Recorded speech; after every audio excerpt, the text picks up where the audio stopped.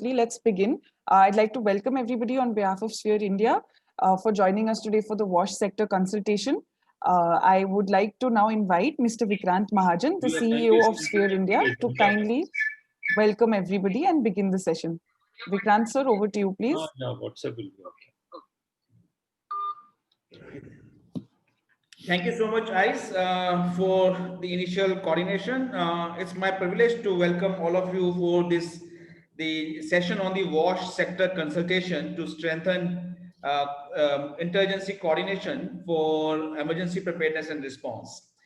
Today, we have a very eminent group of panelists with us who is going to guide us through this important discussion on the for strengthening coordination. We have with us Shri Binay Kumar Jha, who is the director of our Swachh Bharat mission under the Ministry of Housing and Urban Affairs. He has served the Indian Railways for 6 years as a director of development before joining one of the most important citizen-led initiative um,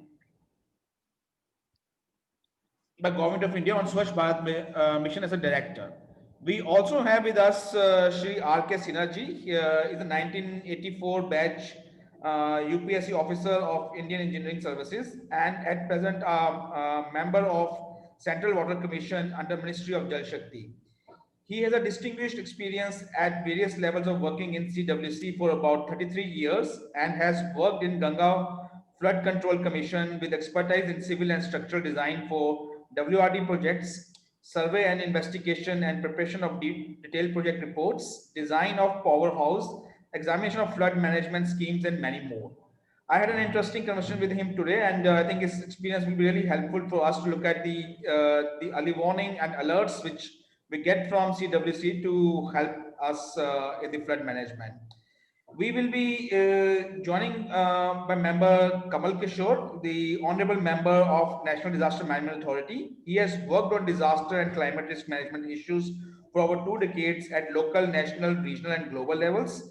Prior to joining the National Disaster Management Authority, he worked with the United Nations Development Program for nearly 13 years in New Delhi, Geneva, and New York. It's my privilege to welcome Shri Kamal Kishore ji, and we'll be listening to him.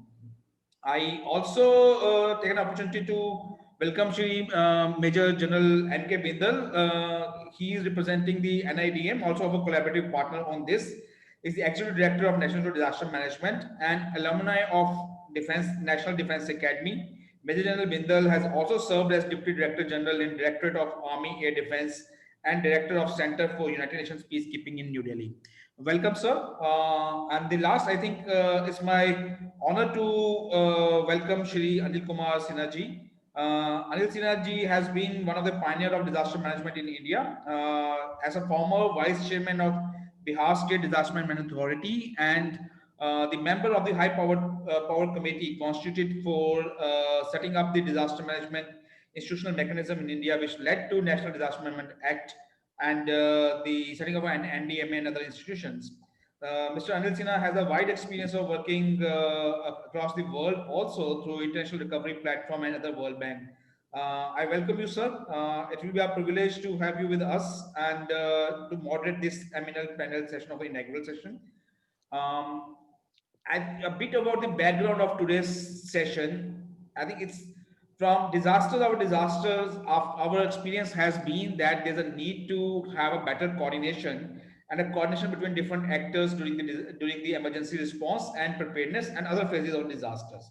However pronounced the importance of coordination may be felt after each disaster, I think we still need to take up a lot to move forward. And what we see as the experiences globally, also different kind of mechanisms work. There is a world after the humanitarian reform, sort of a new system of coordinations which evolved in its implementation across the world. In India, we also have different mechanism, within the government and incident response system and the NGOs following the unified response strategy coordinated by Sphere India, and at the various state and local level, the different kind of practices are evolved. This is an exercise to bring together these various international and national experiences in India, especially looking at now in the COVID context. we have seen that it's not just the government; it's a multi-stakeholder role, and all stakeholders got mobilized towards responding to a calamity of this nature.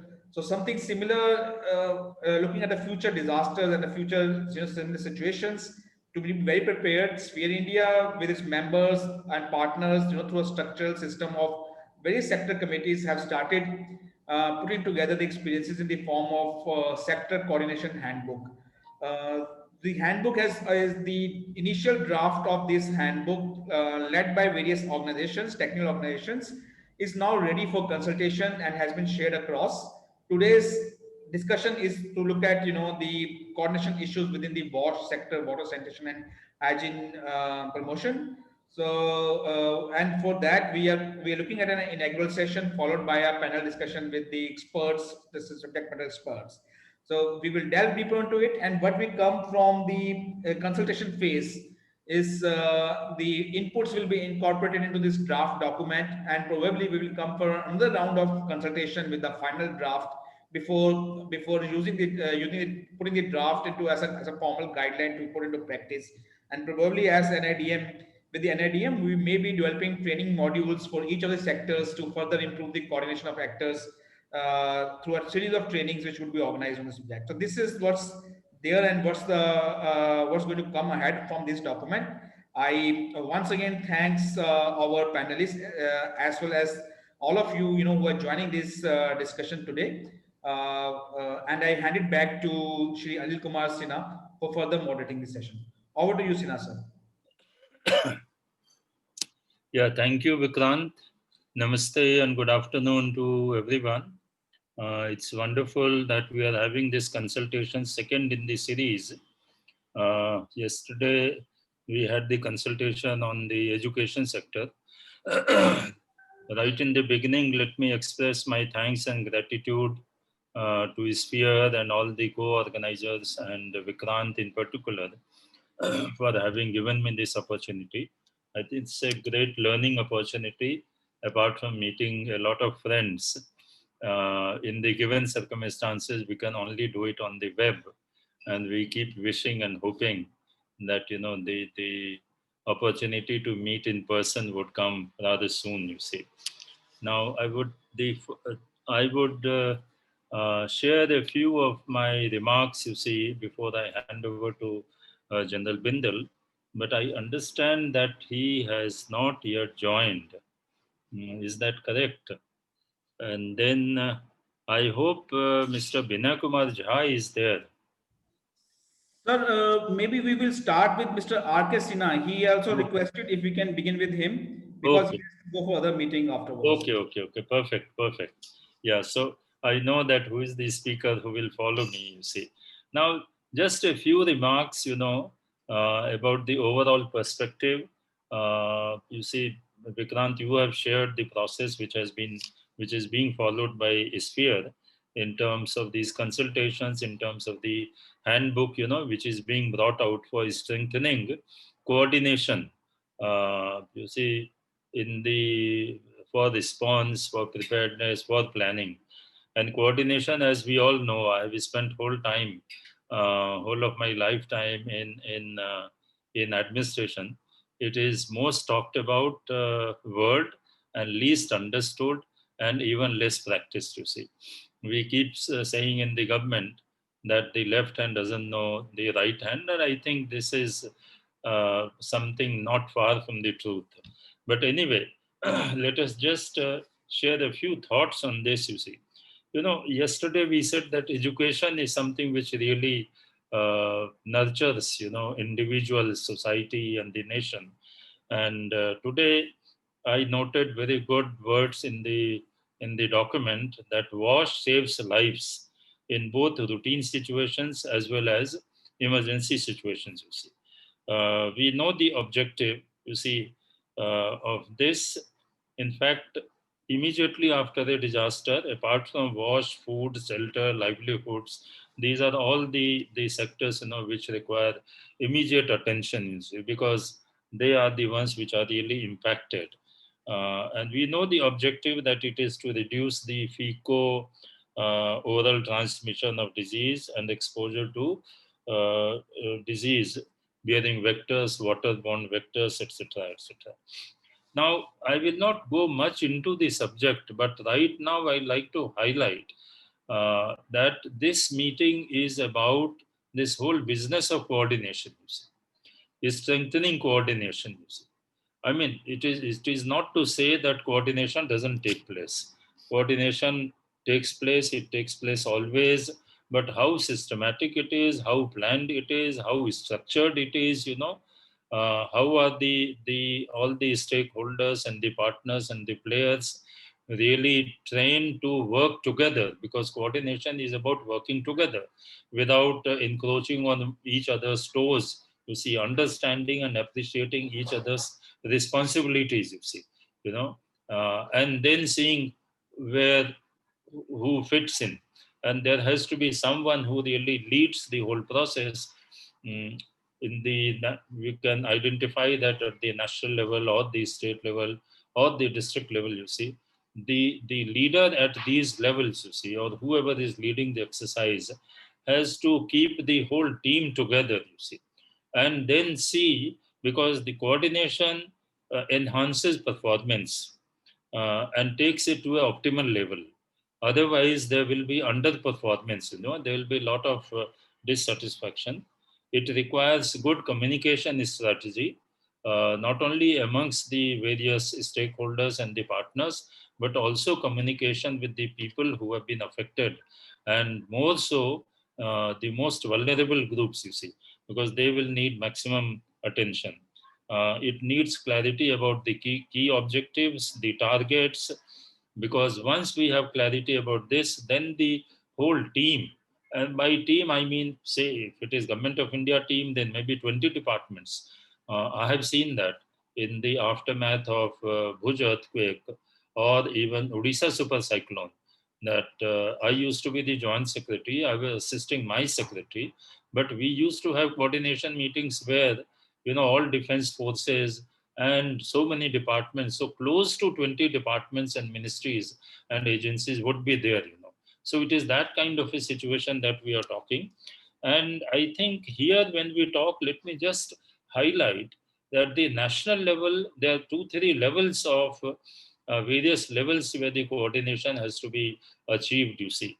One is the national level, obviously, because if there is a L3 kind of a disaster, then national level. Otherwise, mostly it will be uh, at the state level. The state department of disaster management or the state disaster management authority. Then the district disaster management authority, I keep saying, are the most important. They are the key agency in the whole scenario. The more strong they are, the more is their capacity, better will be the result, you see. Because the DDMAs also connect with the PRIs, the Panchayati Raj institutions, and which is the only way one can reach out to the people and the communities and the villages in the rural areas. In the urban areas, it is the urban local bodies, let us not forget, municipal bodies through, because they have elected people, the ward councillors and others are there. Uh, so they are very, very important link between the district administration and the people in the urban area or the rural areas. And I think this requires, clear cut preparation of district disaster management plans, preparedness and planning in the district disaster management authority before the disaster takes place, building capacities, etc. You know, and it will involve data, information management, project management tools, templates. I think a lot of these things have already been given attention in the handbook, the draft which I have seen.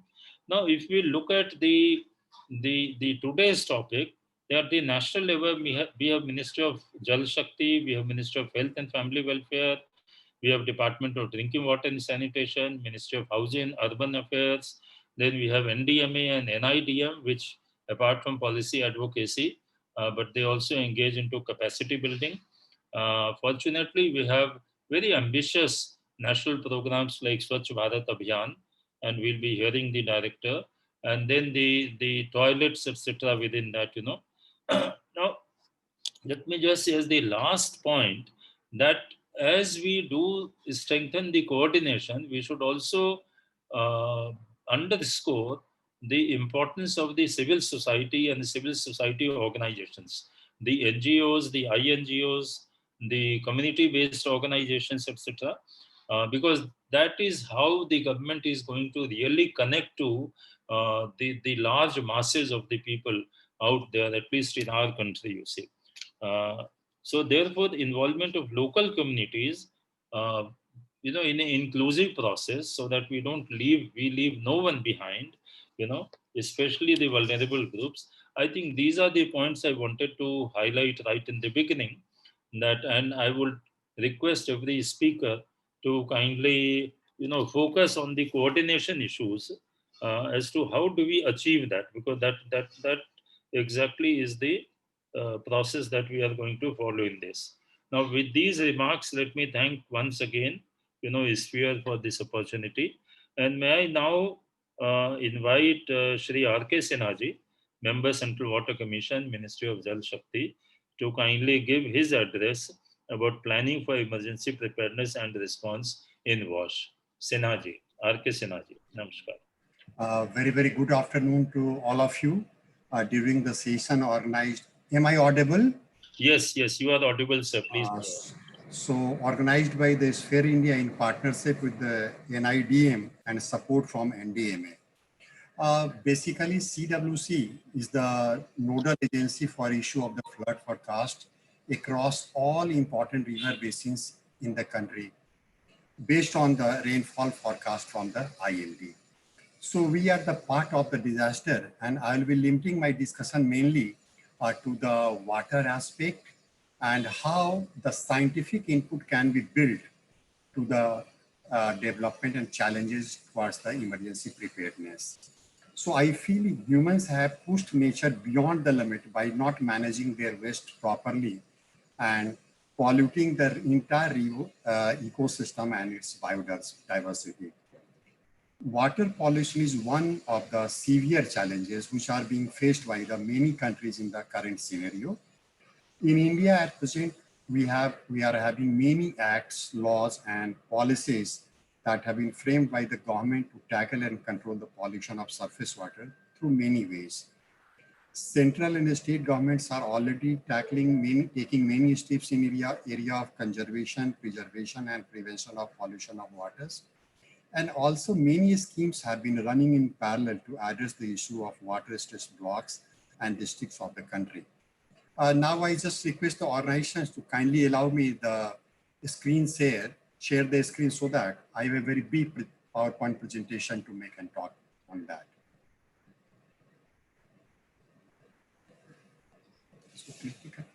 You may try and share the screen. We've enabled the rights with you.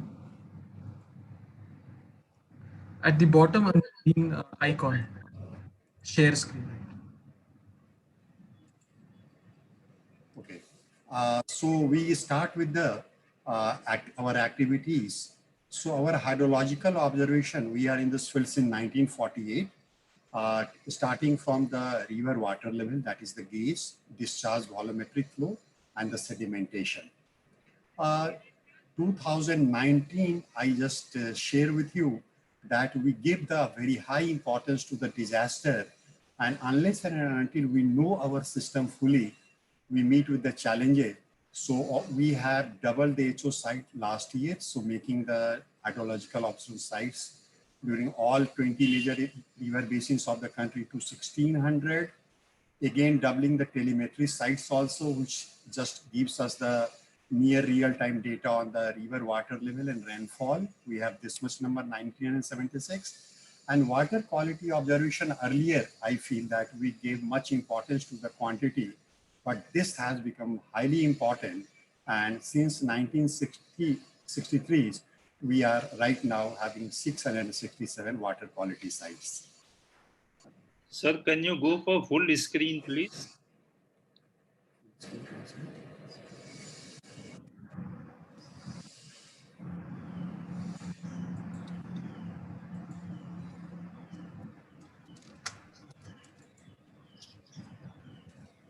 Yes, it is much better now. Okay, thank you. Thank you for that. Thank you. Yeah. So this we are trying to show the total number of the 1600 HO sites, and we are showing as the last year what we have opened, those are new, and before that.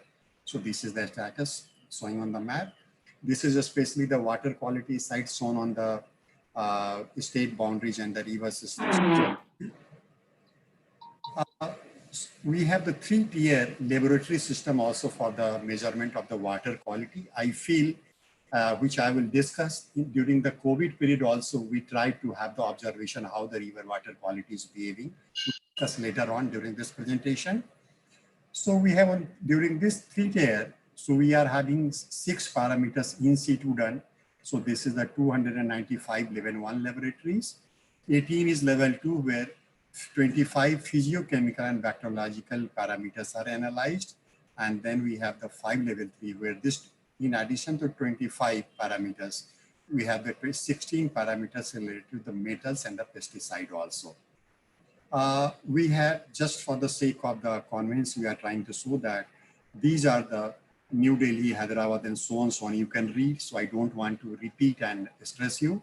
So 12 water quality laboratories are all NABL aggregated, and we want to further complete this process within the next few months.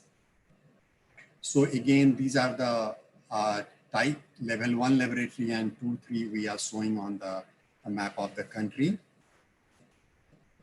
So we are having 3 kinds of as far as the water quality monitoring and the frequency of sampling is concerned. So one is the baseline station where there is no influence of the human activity on the water quality of the river. So this we are taking observation once in a 2 month, that is the 6 sample per year. Trend station where how a particular point and water course varies and it is influenced by the human activities. So this is a once in a month, that is 12 sample in a year.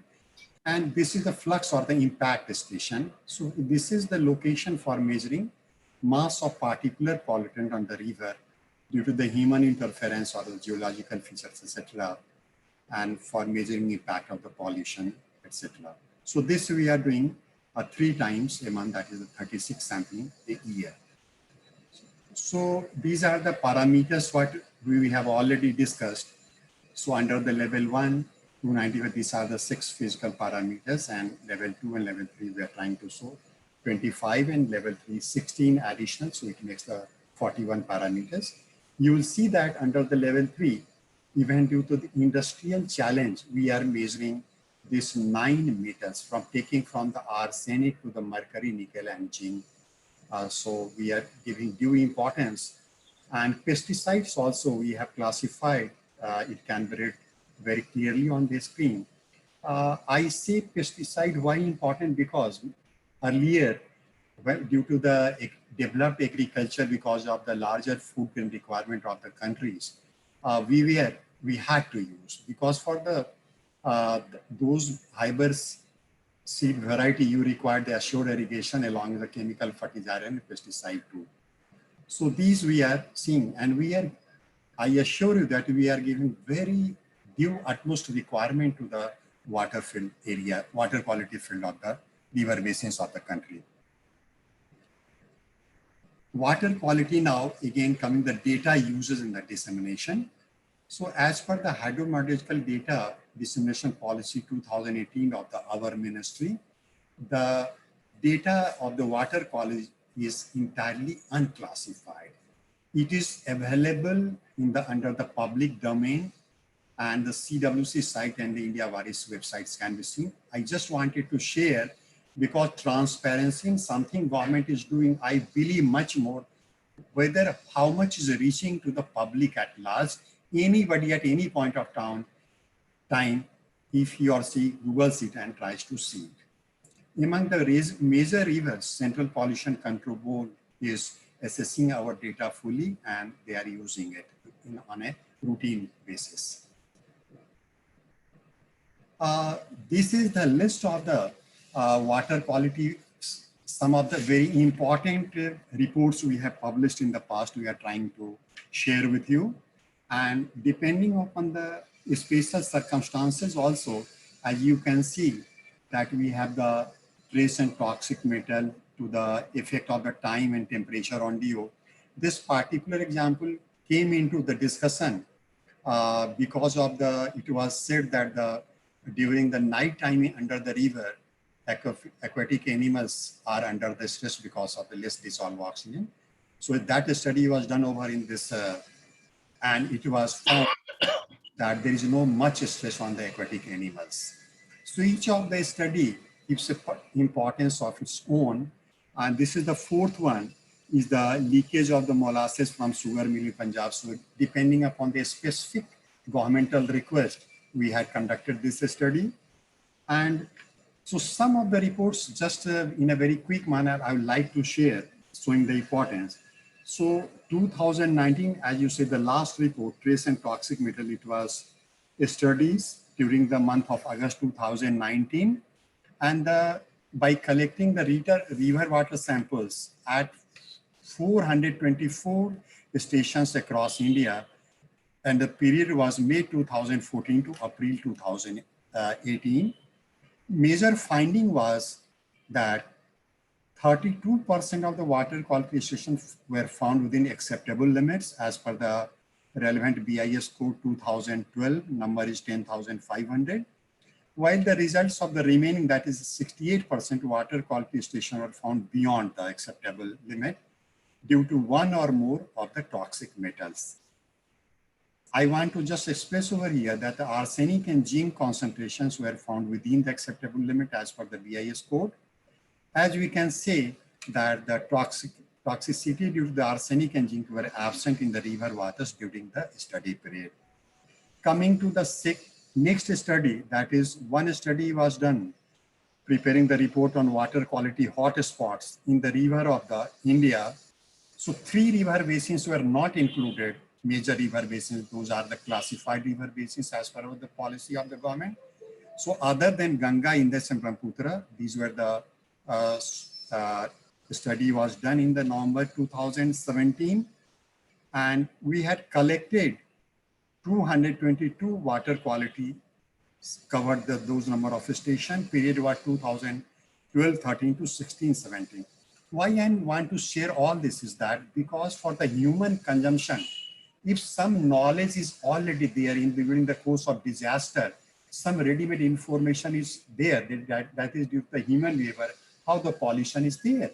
So something we can extrapolate, and even in the disaster time, very minimum number of time available, we can think of something.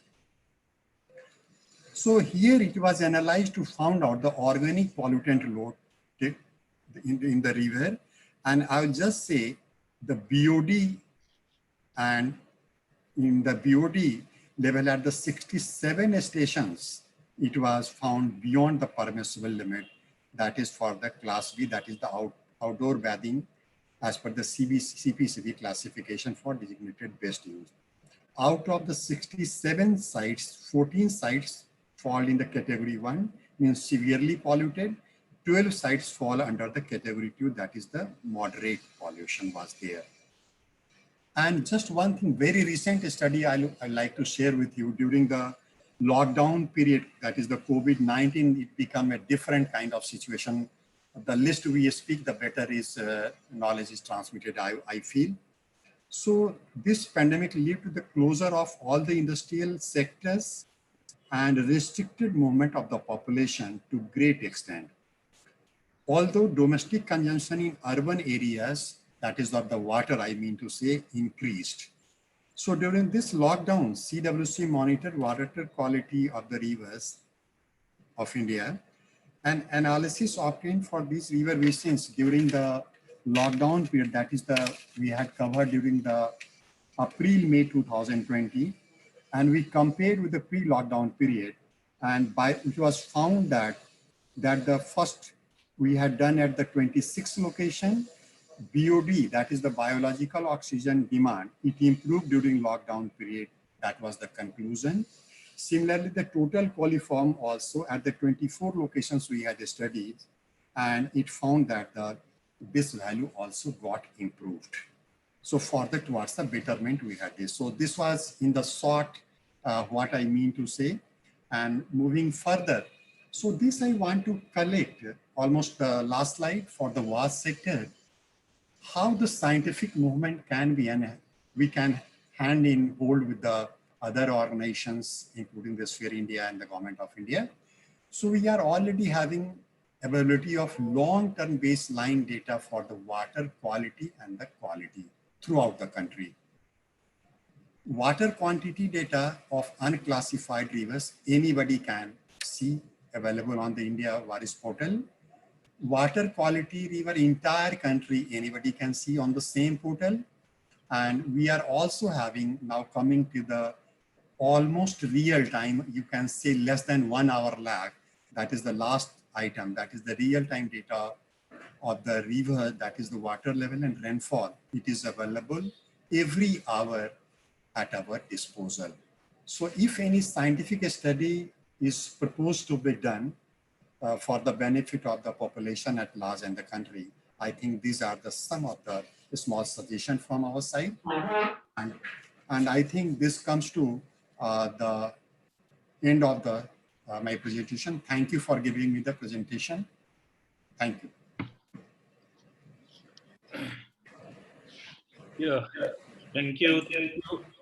Thank you, R.K. Sinha ji, for a very informative and detailed presentation on the working of the Central Water Commission, on the importance of the scientific inputs, in these kinds of situations, and pointing out how water has been exploited, over-exploited, and what are the water challenges.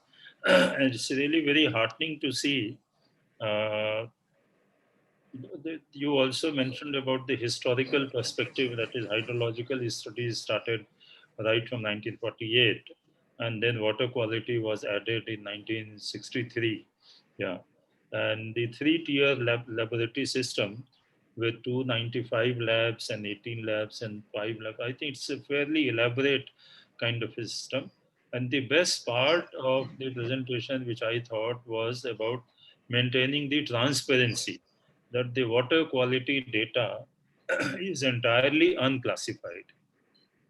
I think this is not really known to the people, and we need to really, make people aware, at least the stakeholders aware, and the civil society members as very important stakeholders aware of the fact that the water quality data for their region, because if it is entirely unclassified, then whichever the district I am located in, whichever the state I am working in, whichever the panchayat I'm focusing, I will be able to look at the data, of the water quality. So wonderful. And also mentioning about the water quality index. So thank you, Sinha Sahab. I think it's been very, very thoughtful, informative, and very good presentation from you. I think it will be very helpful in terms of building certain inputs in the guidelines for the strengthening coordination. Because coordination is not for the sake of coordination. Coordination is for achieving certain objectives. And where in these kinds of situations where wash is an important sector, I think the quality of water becomes very critical in terms of saving lives. So thank you so much. Namaskar. Thank you. May I now, Sena Sahab, are you here or are you leaving? Because in case I'm just leaving for another meeting. I'm already late. I would have loved to be, but because of the busy schedule. So thank you. We can discuss further also. We are available in the I appreciate your engagement, but before you go, can I ask the participants, in case there is any important, very burning question they would like to ask you before we go to the next speaker? So I don't know if chat box is... Sir, Anil Sinha, sir. Yes. Sir, our ED and IDM is here, sir, and then he has a meeting. So can I suggest you? Okay, perfect. So I think questions in any case, participants are encouraged to put their questions in the chat box. So thank you, Sinha sir. It's been wonderful, and we'll see you again. We'll be in touch. May I now request General Bindal, Manoj Kumar Bindal ji, who is Executive Director of National Institute of Disaster Management, a place where sort of my love with disaster management, as the executive director started way back when we just set it up. So General Bindal will be speaking on the objectives of multi-stakeholder, multi-sector coordination. General Bindal, please. The floor is yours. Please go ahead. Thank you, sir, Anil Sinha, sir. So nice to have you on this particular program. It's a great honor in which NIDM and Sphere and two other agencies have collaborated together to conduct a series of sectoral consultations, which we had earlier planned as part of NPDRR pre-events. But since that got cancelled, postponed, I'll say, we thought we must conduct these consultations now itself. And as and when the country opens up, then we will see if we will hold it physically or not. This is a very important topic because we have all seen the need for this in this public health emergency that just occurred. The whole emphasis is on wash your hands for 20 seconds, don't touch surfaces, and keep yourself tidy and clean. So somewhere this wash is always there in our life, no matter where we are involved in, whether it will response activity or it will be in preparation activity or in any other activity. What gaps that we find is in the implementation or propagation of this particular agenda in the country. If you see, it is in the school. There is no a proper campaign to enable the children, to train the children, to etch into their memory about WASH. So I think the first place to start WASH campaign is in the schools.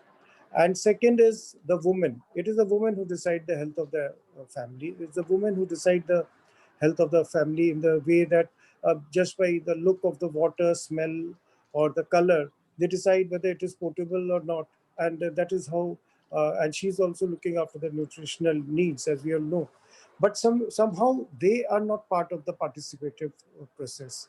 So for any WASH campaign to be successful, the children of the school and the women need to be targeted in a big way. Now, availability of water is a major problem. WASH campaign will be a failure if there is no availability of water. During COVID-19 also, we have been propagating 20 seconds of hand wash. And it was practically demonstrated by some agencies that 20 seconds of hand wash by one individual takes good about 2 liters of water, which means he alone consumes about 8 liters in a day. And if it's a family of 4, 40 liters of good water goes into hand wash. Whereas that much of water availability is not there across the country. Large number of places, water dries up.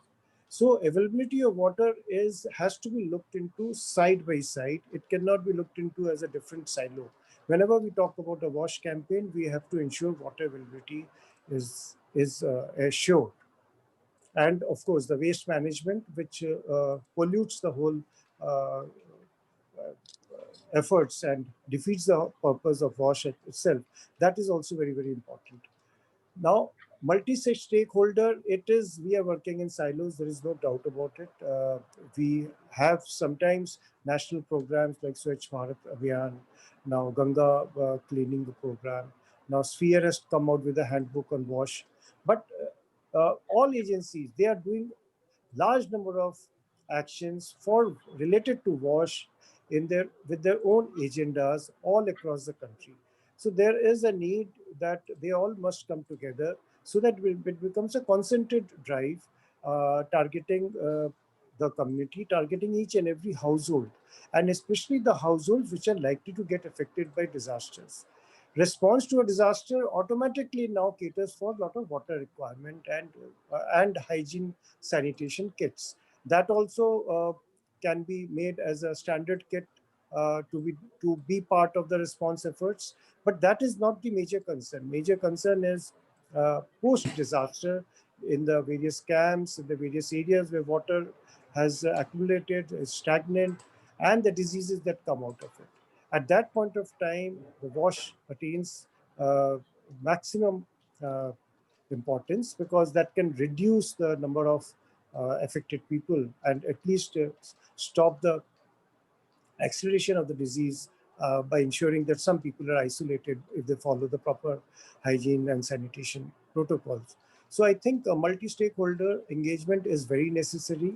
And like I've said earlier in various forums, that now it's a time to get all the civil society organizations and NGOs in a collaborative mode and not as a competitor mode, and so that we all work together for a coherent approach and a holistic approach towards WASH. With this, I'll finish my small remarks, which I had to say, because I'm keen to hear all the participants. Thank you, sir. Over to you. Thank you, General Bindalji. I think wonderful, as always, very clear. You have highlighted the critical importance, of this WAS as a sector, and also mentioned that this pandemic has highlighted, no end, this whole aspect of it by 22nd, washing and all other whatever, etc. has to be done. What is most important, you mentioned, and I fully agree with that, appreciate the point, is making people aware, and educating them. The propagation of it, as you put it, you see. And the starting point has to be none other than the school children. It is perfect. And when we talk of children, then their mothers, their sisters, their elders, grandmothers, etc. So women as a supporting environment, for children and for the whole family. I think that really becomes very, very important to see, which you have highlighted. And of course, there is no gainsaying the fact that multi-stakeholders, there are multiple stakeholders in this kind of a process, and therefore their engagement and the engagement of the civil society, the NGOs, INGOs, the community itself, I think is very, very crucial, because then only we can move towards attaining our objectives and attaining success in this. So thank you, General Bindal, for a very informative, very insightful address. You see, thank you once again. So with this, I think somehow Kamal Kishorji had earlier indicated that he'll be joining, but there's been some very urgent call for him, so that is why he has not been able to join. And same with the other speakers. So with this, we conclude the inaugural session.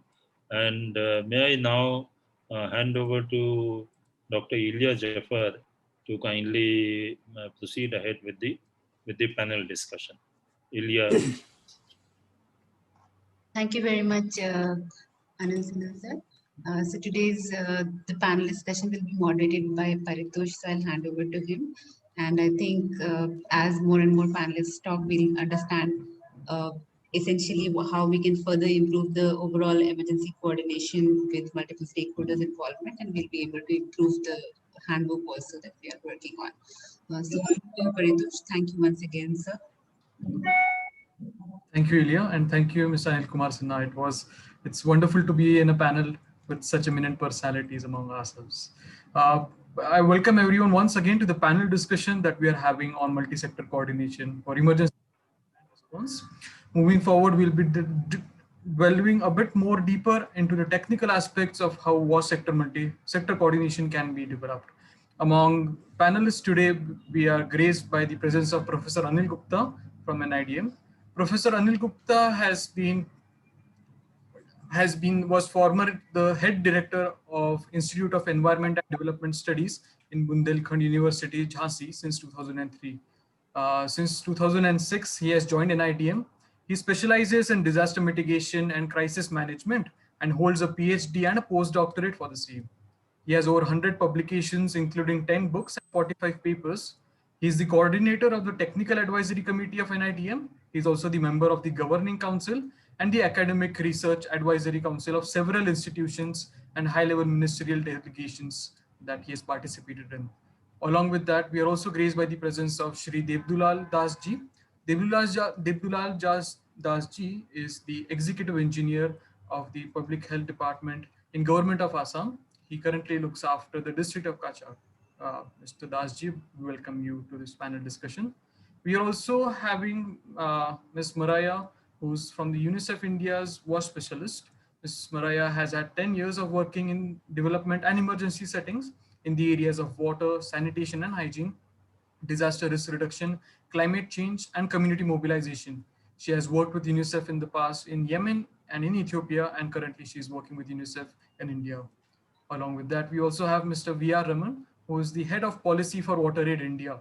He has over 2.5 decades of experience across the country and has worked with various associations and especially on 3 flagship missions of National Literacy Mission, National Health Mission, and Swachh Bharat Mission. He did his public health training and research from the University of the Western Cape, South Africa. And he's also the founder of the Public Health Resource Network, PHRN. And finally, we have with us Ms. Caroline Muturi, who is a WASH specialist with Oxfam India and has over 10 years of experience in humanitarian development sectors. She's passionate about providing WASH solutions to communities in Africa and beyond. She has worked previously in Kenya, in Sierra Leone, in South Sudan, Ethiopia, Uganda, and DRC. She has also worked with Oxfam in India, and currently she is working with Oxfam in Bangladesh. Ms. Caroline, we welcome you to this session as well. I take this opportunity to provide a brief background on the Handbook of Multi-Sector Coordination that Sphere India members and with support of other external agencies we've been coming up. Over the past 5 months, various members have nominated authors to be part of this committee to develop a handbook on multi-sector coordination. The objective of this handbook is to streamline the coordination that we are currently perhaps not witnessing to the best of its potential. We've also heard Mr. M.K. Bindalji speak about how we are currently working in silos and how that needs to be rectified. So based on that, the sector committee of WASH in Sphere India, and along with support from various other agencies, has come up with this handbook on multi-sector coordination. Moving forward, we will aim to discuss a bit more, not only on the handbook, but the thematic areas that revolve around multi-sector coordination. With this address, I would like to welcome Ms. Professor Anil Gupta ji from NIDM, who will elaborate a bit more on understanding what are the needs of WASH sector in emergencies. Professor Anil Gupta, over to you, sir. Thank you. Thank you, and my greetings to the entire organizing team for this initiative. Respected Anil Sinha sir, ED and IDM Major General Manoj Kumar Bindal, all other dignitaries, my friend Vikrant, Ilya, and their entire team. It's a very important theme, and I was listening to the inaugural remarks where the dignitaries highlighted that how WASH sector is important, but despite of lot of discussions on this subject over past 20 years, the journey still has a lot of loopholes, and we have to therefore relook at what actually we could achieve and where still we have to sincerely work a lot. I have a few points, I have noted few points which I would like to share at this occasion. So when we talk of WASH, it has a two-way relevance in disaster risk reduction. Disasters has severe kind of a serious level of WASH implications, particularly the water-related disasters. In fact, all disasters have, but especially more in terms of water-related disasters like floods. So we say that water everywhere, there is no water to drink. So this kind of situation. But on the other hand, WASH itself is the crisis related with WASH itself can take the form of disaster. So when the resources are not available, when the infrastructure is so poor, then it leads to disaster. So we can take the example of the health epidemics that is arising out of the poor WASH conditions. Then besides this, poor WASH conditions also lead to the vulnerability, social vulnerability, and then makes people more vulnerable to other kind of disasters. So we can draw some kind of a cyclic implications of WASH and disaster, that one is contributing to the other. This COVID-19 pandemic disaster, now we have recognized it as a disaster, so I'm using this word. COVID-19 period of past 6-7 months has given us very important insights of dealing with the wash, because the primary protection measure from COVID-19 infection was that you wash your hands frequently, use these sanitizers and these kind of things, which have serious implications for water also, in terms of pollution, in terms of growing requirement, and many more other dimensions. I would not be sharing much data, just one information. As some of you may be already aware, that a survey of 2019 has revealed that in India, not more than 40% of people wash their hands with soap before meals. So it is just an indication that despite of our efforts over past 20-25 years, the journey of improving wash in India still has a long way to go.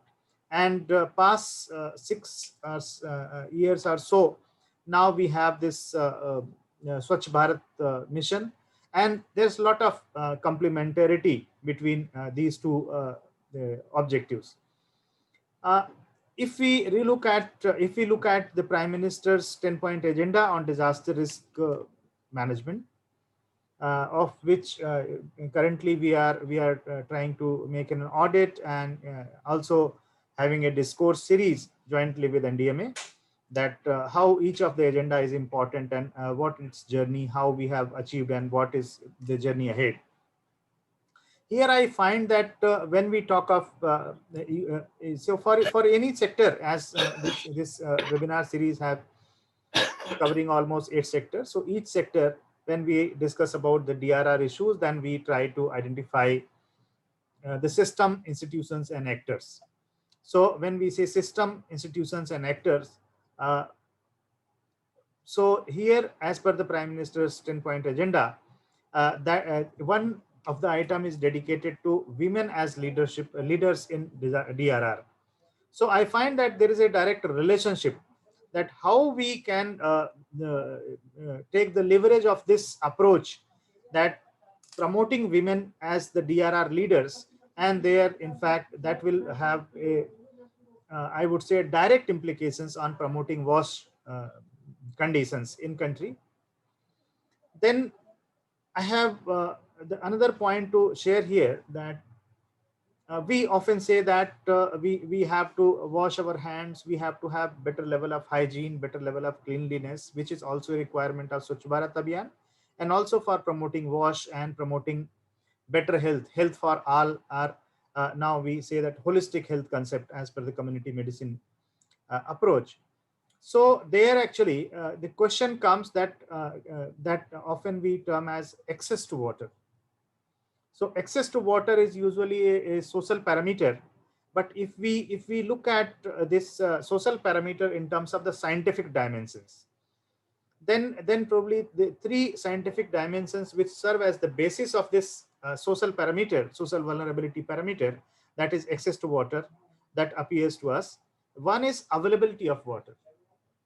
So on one hand, we want that more water has to be available, and we try to encourage people that they have better level of hygienic condition. They use water. They take regular bathing. They wash their clothes. They wash their houses. Other things. They wash their utensils properly, and so this kind of things. But on the other hand, we have some officials from the Ministry of Jal Shakti related agencies also. And if we look at the kind of the maps, the Central Groundwater Board shows to us that every year we are increasing the critical zones. Critical means the lack of the groundwater. Then if we look at the maps provided by the Central Pollution Control Board, so the increasing water under the polluted or the contaminated state. So it presents a situation of a dichotomy, that on one hand we want more and more water to be available. So this is a quantity parameter. But on the other hand, the water is not available, or water availability is in question. Then third aspect comes that whatever water is available, is it fit for use? So that is the quality parameter. So these are two scientific dimensions. The third comes that in order to address these two, the conservation of water, probably it emerges as a major dimension for ensuring wash also. And there, in fact, that concept that now globally is being discussed, that store and conserve every drop of water. So whether the drop is falling from ocean or any other kind of resources, how we value it. So probably this wash concept should also be integrated with the water conservation and how we reuse it, because we have the kind of a very critical examples. Chennai was flooded in 2015, so we have a different kind of wash problem. But in 2016 it was under severe water drought. So it was a different kind of a wash situation. The same city, just 2015 and 16, and then 2015 we had Marathwada drought. It was a very different kind of drought. It was a drinking water drought. So wash also has different forms in different temporal and geographical context, but it is also possible that the same geographical context with the 2015 and 2016 like this. Then the dimensions of this water, energy, food nexus, particularly in urban systems, that is also important, because water plays a central role in your waste management system, and waste management system cannot be left aside if we really want to talk of improving wash conditions in urban areas and also in peri-urban areas. Then this water related aspects of ecosystem services, because water is a product of watersheds. So now in urban resilience also, we have started talking of that landscape approach or urban watershed approach for urban resilience. So there is some direct connections that appears to us for improving wash conditions. And therefore we can also start relooking the water from a narrow perspective, wash from a narrow perspective to a broader perspective of landscape. Then we had an opportunity to work with the UNICEF in Bihar. Anil Sinha Sahab is here, and we could come up with some important policy papers on how urban children, and particularly urban poor children, they suffer with the wash issues, and during disasters or even other without disasters. And so these issues are also there with us, particular, and also dealing with that how it leads to health implications, how it leads to the absenteeism in schools. So it also has a relationship with the education sector. So intersectoral issues, even the urban poor children, intersectoral issues are there. So if we look at other social dimensions, there also we will find a lot of intersectoral implications. So wash is otherwise also a highly intersectoral subject. So we have to do some kind of mapping. So it is also required that we do some kind of institutional mapping, and that I refer to the system, institutions, and actors. So those kind of emphasis is required. Now looking at this Swachh Bharat Abhiyan, so probably if we want to emphasize and move ahead on improving wash conditions without disasters, and certainly especially after disasters, then we have to move ahead, not only limiting to household level, but also institutions. In the urban systems, we have to look at the ward level planning, how this wash is being integrated into the climate resilient ward level planning, climate and disaster resilient planning, and also looking at the benefits of the opportunities like CSR, because many of the CSR activities are located in rural areas or the peri-urban areas. So can we have some kind of a co-benefits kind of thing, or synergistic approach? These are very important, because if we look at the 17 goals of SDG, and I find none of the 17 goals which is not related with the WASH. Though there are few which have very direct and visible implications. For example, the goal related with health, related with water, related with climate action, related with life below water and life on the land. But in fact, I find that each and every goal has direct bearing on WASH, and vice versa. WASH has a direct bearing on that, achieving that goal. Uh, just to share with the participants and the dignitaries here at this occasion that NIDM is currently working with the for the Central Pollution Control Board also for developing a national crisis management plan for sudden contamination of water bodies. So these kind of initiatives are there, but then we learned that water in India is not dealt by only one institution or one ministry, but water itself is a multi-sectoral, multi-institutional subject. We also need to think about kind of a some kind of a water resource management network or something, some platform where all the agencies associated with water, particularly when it relates to WASH, so that drinking water and other things will also come into picture. Solid waste management issues will also come into picture, because these cannot be dealt separately.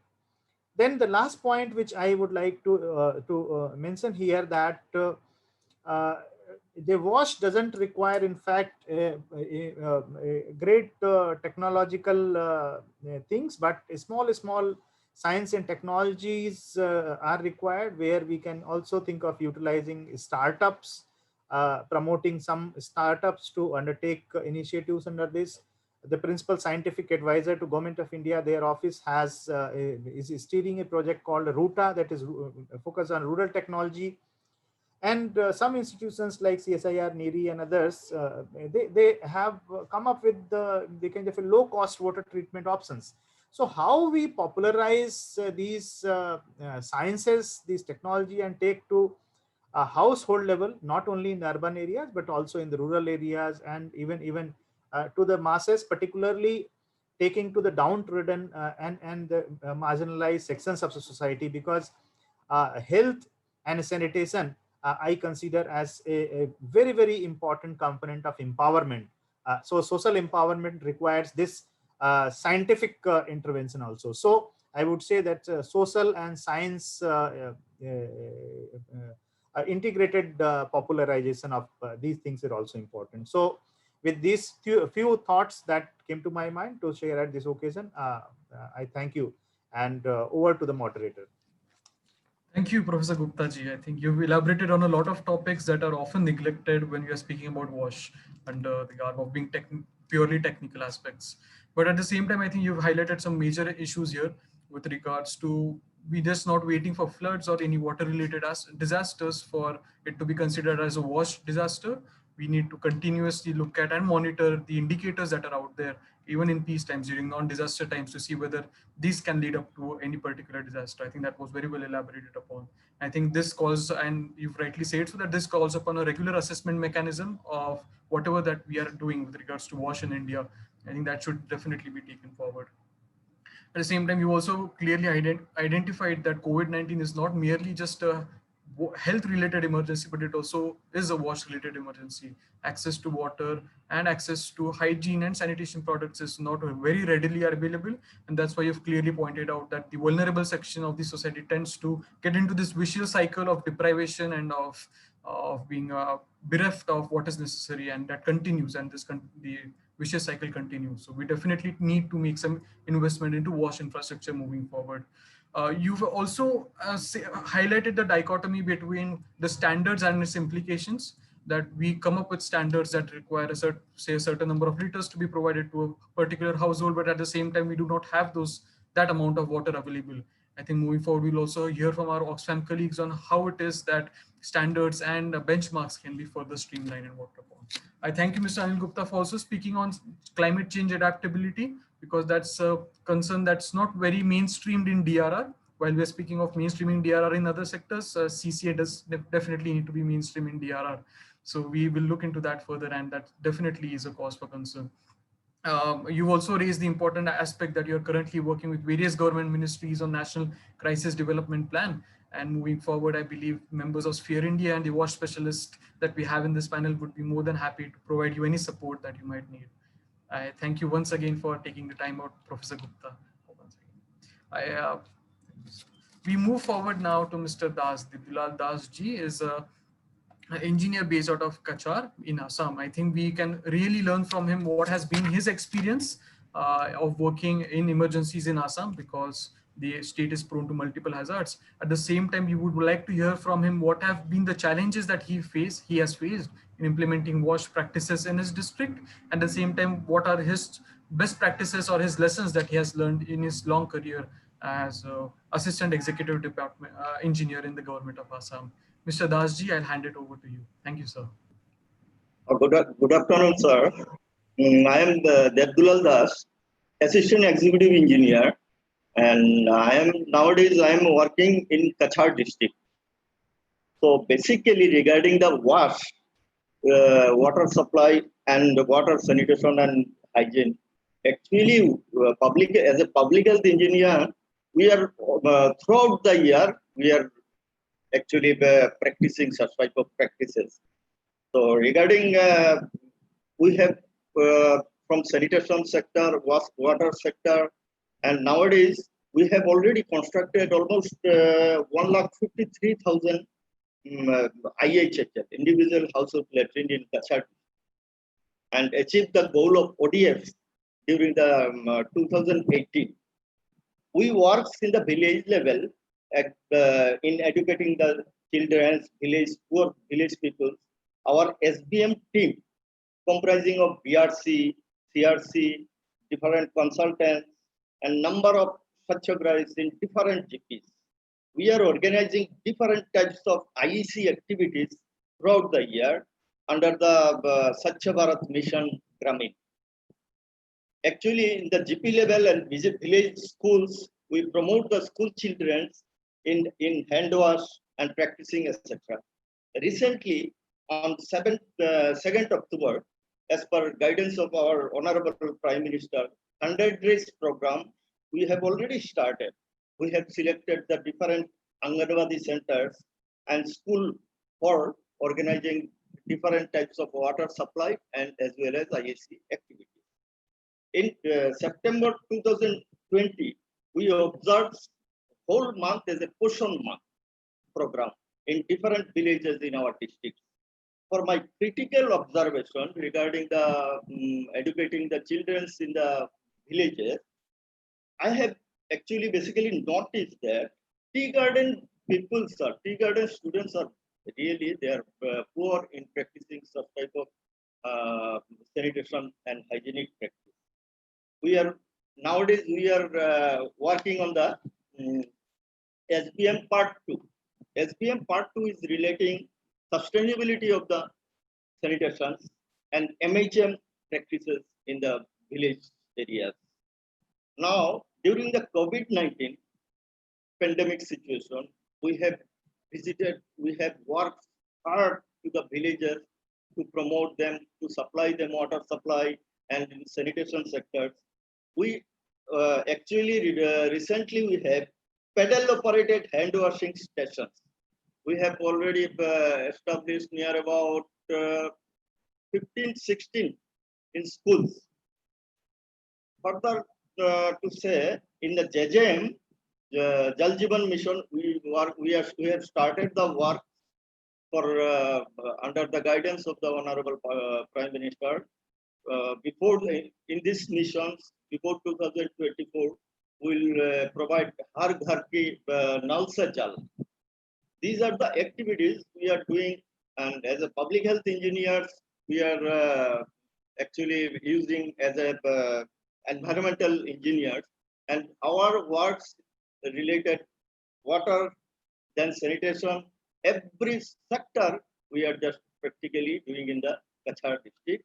That's why we have achieved the ODF, Open Defecation Free district.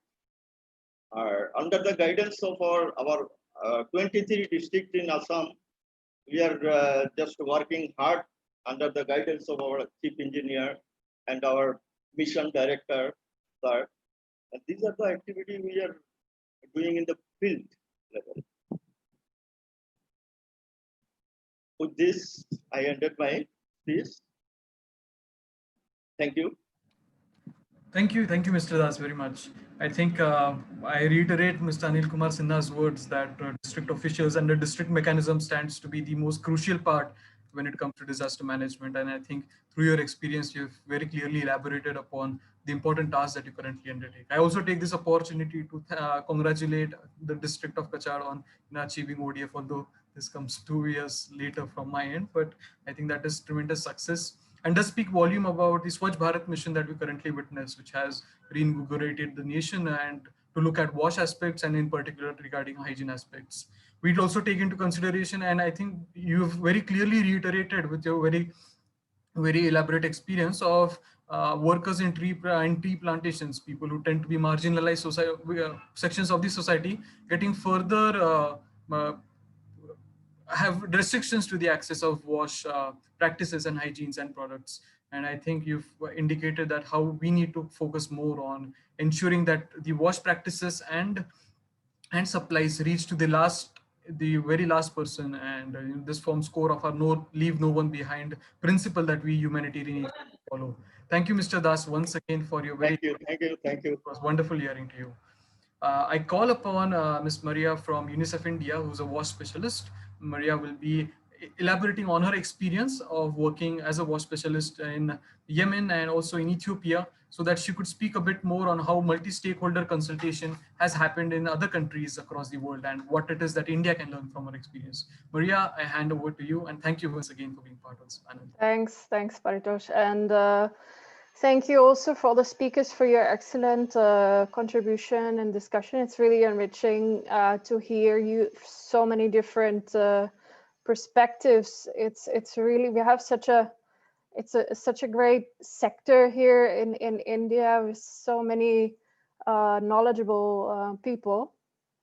So I'd like to bring in, as Paritosh mentioned, I'd like to bring in some more global experience.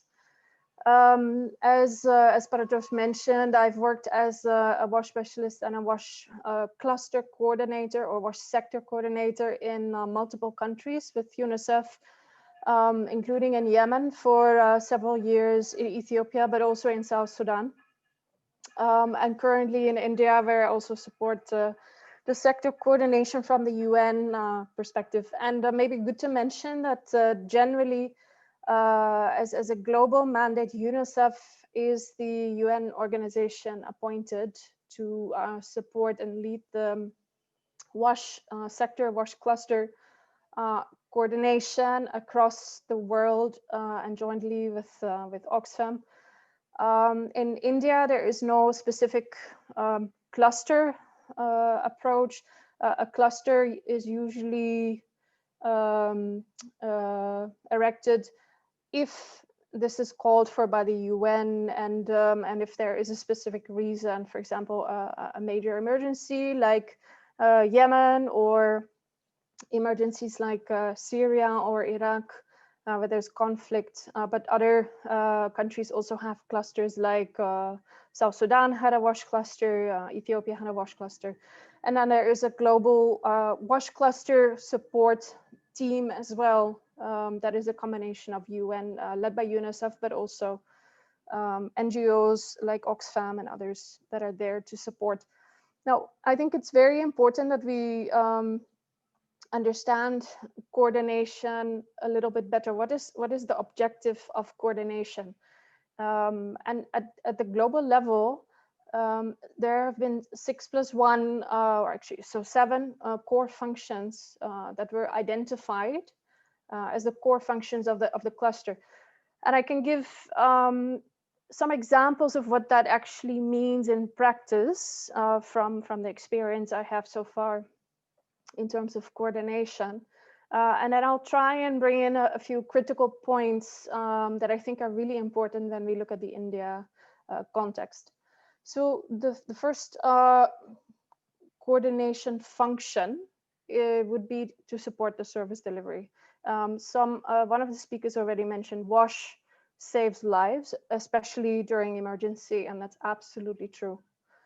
So it's important that wash services, wash infrastructure, supplies, access to safe and potable water, access to soap, access to a toilet, ensuring people are not defecating in the open, that these services reach affected people and vulnerable people as fast as possible.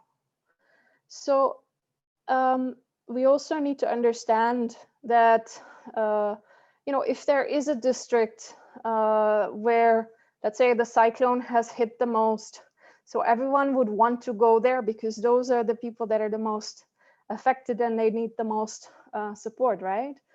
But maybe there are 3 different organizations giving the same hygiene kits to the same people, and no one would tell them, because obviously, a hygiene kit is for free, so they will get 3 instead of 1, and that's not a problem for them. But maybe that means there's some other people left out, right? So it's very important that this coordination platform is there so that we understand who gets the support that they need. We don't have any duplication, and we follow certain priorities, certain strategies. So, for example, if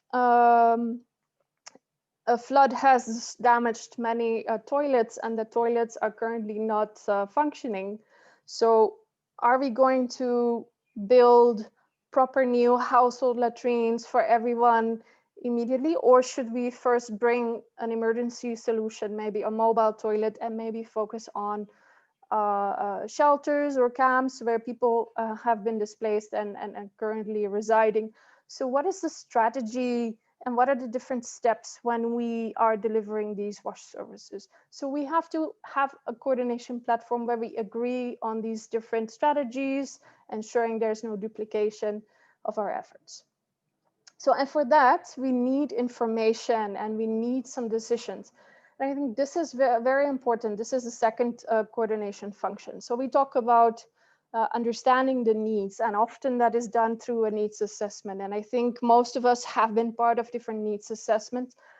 Now, if we all do our own needs assessment and we all go to the same community and ask the same question, then obviously the community will not be very happy, especially if they will not get any support afterwards. So coordination of needs assessment will really help us, if we have limited resources, maybe limited access, maybe one organization goes and does a needs assessment, and they can ask the question for all of us and share that information back. Often government also does its own needs assessment, NGOs, UN, we all do our own needs assessment. So is it something that we could combine and maybe work together and maybe try and ask the same questions? So organization A goes to district 1, organization B goes to district 2, we ask the same questions so that we can combine these different reports and we understand, we can compare the results. And then based on that, ideally, it would be good to also know who is going to respond where and if there is any gaps. So therefore, information and analyzing that information really helps us to understand where are the needs, where is the response currently ongoing, what are the gaps, and what should be our priority? What do we need to do first? What can be done later? If water quality is not a major issue, then maybe we should not focus on that and we should start with something else. For example, hand washing. But again, those things come out of an assessment, and every context and every disaster, every emergency is different, and therefore a rapid assessment is important. The third one, so we know the needs, we have our capacities in place, we know which organization can work where, how much money we would have, so then automatically a plan can be developed and we can try and follow that plan for the response. And here again, it's very important, especially in India, I think the government has really strong capacity and it's very good.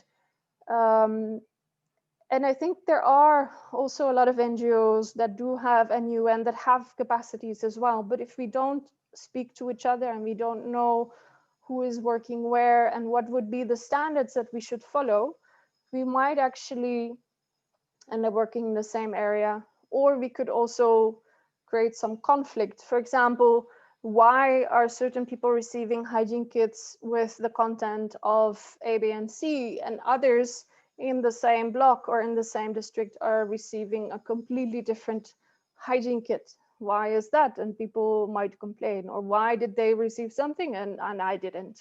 So all these things, I think, are important so that we're not actually creating further conflict in the community. Then sometimes there are bigger things we need to address. For example, if certain groups continue to be marginalized, we need to understand this and we can do advocacy. For example, certain tribal populations, if they're affected by a cyclone and they will not have access to the cyclone shelter, or they won't have access to the wash facilities in the cyclone shelter and they are left outside. So we need to understand if that is the case in that certain district so that we can address it, and then hopefully can be solved, or otherwise in a next disaster emergency response, this can be addressed. So advocacy issues could be around affected population. It could be around, is the money going to the right people? Are the supplies going to the right people? Are the people getting the right type of supplies, etc.? And then, of course, monitoring, reporting, and this is very closely linked to the whole information management, and I already addressed this. And then I think the contingency planning, the preparedness, and our capacity, I think is very important. So do we know each other? Do we know which government department responds to which district or which area of work? For example, are there two different departments responding both to water quality issues? Are they using the same standards? Yes or no? But also, do we have a plan in place? Do we have enough people on the ground? Do we know, do we have funds ready to go? Because funding also is very important. And then the last one, accountability to affected populations. So are we involving the people that are affected actually in our needs assessment, in our planning? Do we get feedback from them? The hygiene kit content, was it the right content? Is that really what they needed? Or the toilet that we constructed for them, was that toilet an appropriate design? Did it function? Were there enough toilets and were they safe for the women? So are we asking these questions? And if we get feedback, are we actually doing something to improve our response? So these, ideally, if you have the perfect coordination mechanism in a country, which will never really be the case, trust me, but if you would strive for a perfect coordination mechanism, these would be the core functions that your coordination mechanism should have. Now, in India, I think we have so many levels, and India is a continent in itself. You cannot compare it to any other country. And it's something that I learned quickly after I came here a few years ago. Like I mentioned, the government has a very good capacity in India, which is great because ideally government needs to be in a driving seat, both in terms of the emergency response, but also in terms of coordination. The UN is there to support, the NGOs are there to support, but the government really drives the agenda. And that can be done at the national, the state, the district block level, even the community level. And these different levels of coordination will involve different types of stakeholders, of course, at these national, state and district levels. And it will have different objectives. So at the national level, we may work on a joint assessment, questionnaire, but then at the local level, this would need to be contextualized based on, the actual disaster that has taken place, and all the organizations that would use the assessment survey or the questionnaire would need to be in agreement. This is really the question we need to ask, and they will coordinate who goes where, who will analyze the information, and who will develop the report. So at national level, it's a much more strategic level, overall analysis, but at the local level, we speak much more about, who does what, when, where, and how can we do it as fast as possible and using the right standards. Now, I think lastly, I want to bring a few critical questions that we can reflect on to ensure that we have effective and efficient coordination. So who leads, who facilitates, who supports, and who participates? And so again, in India, I think it's very important the government is in a driving seat, but then I heard one of the speakers say we sometimes have 20 different departments around the table. And that is just a government coordination mechanism. So who leads that and who facilitates that, and how can we also bring others up to speed? You know, how can we involve other type of organizations as well, the UN, the NGOs? Do we have a separate coordination mechanism, or do we have maybe one person from the government who then coordinates with the UN, with the NGOs? So all these questions are very important. Then also we need to coordinate amongst the different sectors. We speak about WASH here, but what about health and education? You know, these are very important sectors as well. The WASH facilities in health, especially when you talk about COVID-19, they need to be excellent. It's one of the main requirements to have proper infection prevention and control. If we don't speak to our health colleagues and we just go ahead and do whatever we want, there is no proper coordination. We might not actually work in the right healthcare facilities. And the health colleagues, on the other hand, they might not remember that how important WASH is sometimes, and they focus more on the healthcare, on the other part of IPC. So the coordination between these sectors also is very important, and not just amongst the government, but also really with the UN and the NGOs. So, and then what information is collected, what is analyzed and shared with whom? So if the government is doing an assessment, is that report then shared with the UN and the NGOs? Are they also sharing their assessment reports back to the government? Or maybe there's a coordinated assessment done. Are we sharing updates with our government counterparts on our response, or our plans, or are we doing what we want? So I'm not saying this is the case. I'm just saying these are the questions we really need to address, and that often has to be addressed at the local level. Of course, there are good standards for it, and I think that's exactly what the WASH handbook that Sphere India and the team have been working on is trying to answer. And then I think sector preparedness, we already spoke it, and I really like that some colleagues addressed the issue of resilience and climate change adaptation, because, you know, after doing assessments, for example, the PDNA we did in Kerala, and then the big assessment we did in Orissa after the cyclone, they gave us shocking numbers of the number of WASH facilities, the number of toilets affected, the number of water supply affected. And could we do something? Could we maybe change something in the SBM or the JGM, so that in the future, maybe some of the toilets that are built in flood affected or flood high risk locations would not be affected in the future? Similarly for water supply system. So these are suggestions. We can use a lot of this assessment data, not just for the emergency response, but also to build longer term resilience.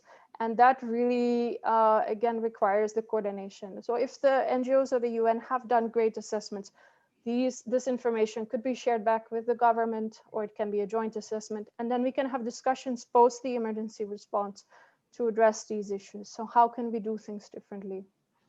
And then, of course, involving affected populations, very important. You know, are we addressing the gender issues for elderly, people with disabilities, etc.? And are we really acting on, you know, their questions, their feedback, their needs? So thank you so much for giving me the time. And in case there's any questions in the chat box, I am happy to answer them. Thank you. Thank you, Raya, for that brilliant presentation. I think it has raised, it has put a question in our mind on how it is that we look at multi-stakeholder coordination as a whole. I think your entire premise of the presentation was that in a time when humanitarian agencies in India have to compete with development agencies to secure funding, it is our imperative that we use the limited funding that we have at our disposal to the best possible use. And I think you've clearly established a way and you've raised some questions that we need to ask ourselves to see how it is that we can ensure that the limited resources that we have at our availability are used to the optimum level. So thank you, Mariah, once again. And I think we can take inspiration from this presentation and also from the questions that Mariah has raised to evaluate what it is that we are doing as a sector and how it is that we can work moving forward. Thank you, Mariah, once again. I take this opportunity now to welcome Caroline from Oxfam India. Caroline was previously working on the WASH sector of the handbook and has currently been based out of Nairobi in Kenya. So Caroline, I would really like to thank you for taking the time out and being here in this discussion. Caroline would be speaking mostly on achieving WASH standards during emergency response and the challenges that she might face. Caroline, I'll hand it over to you. Thank you. Thank you very much. And good afternoon. I believe it's good afternoon for all of you that are there in India. It's quite an amazing opportunity for me to be able to join you from Nairobi. And as the moderator explained, I have been supporting India back in the past. I have been supporting them from March to around July of this year. And one of the key things that we were working hand in hand with the team in India was on the handbook. My background, for those perhaps who do not know me and are meeting me for the first time, I am a water engineer, but I have primarily focused the last decade on the whole water sanitation and hygiene implementation in different countries within Africa and also in Asia, specifically in Bangladesh, where I spent almost a year. So I'm happy that we have this forum, and the role for my specific moment is to really just go through some of the standards that we have in the emergency responses. And as we all know, we've got three different categories that are outlined in the WASH sphere standards. So we've got the water, we've got sanitation, and we've got hygiene promotion. And I will be focusing on those, but at the same time, I will be able to focus slightly towards the end of my discussion on the WASH sort of in diseases, because as we all know, outbreaks are becoming more and more pronounced, even as we deal with COVID, and that might require some sort of a different kind of approach to the traditional WASH that we are used to doing in emergencies. So the first output, of course, is water supply. When we are talking about water supply, really, when we are looking at the standards, we are looking at three key things. So we are talking about the access, the quantity, and the quality. And what I'm going to do is, for this bit, I'll try as much as possible to focus on what is actually acknowledged as global standards within the sphere setting for all the humanitarian agencies, and try also to tie that in with the local context that we have in India. So when we are talking about the access to water, really the sort of benchmarks or standards that we have is the 15 liters per person per day. And that is what we try to ensure that we are following in all our humanitarian responses. But the idea is this can be done at the beginning of an emergency, but as the response becomes more stable, we can be able to provide more water depending on the needs of the community that we are serving. So we bring in the cultural aspects, we try to understand the community we are dealing with, and depending on the extra needs they may have for water, then we can increase the quantity, and also if the source is quite available. Then the other aspect for water supply is to do with making sure that the access, in addition to this quantity that we are providing, that the location of where people are fetching this water is actually close to them, in close proximity. So we have some guideline standards, like making sure that the amount of time people spend at the water points is actually less than 30 minutes. We try to reduce the queuing times.